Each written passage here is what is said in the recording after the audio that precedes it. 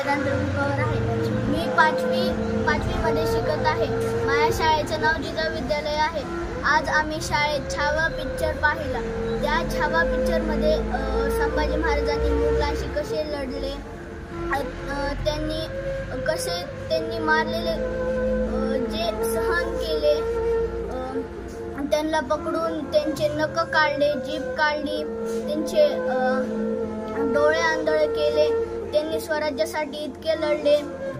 त्यासाठी आम्हाला खूप दुःख वाटलं, इतकं दुःख की पिक्चर मध्ये हे पिक्चर दाखवताना खूप मुलं रडले।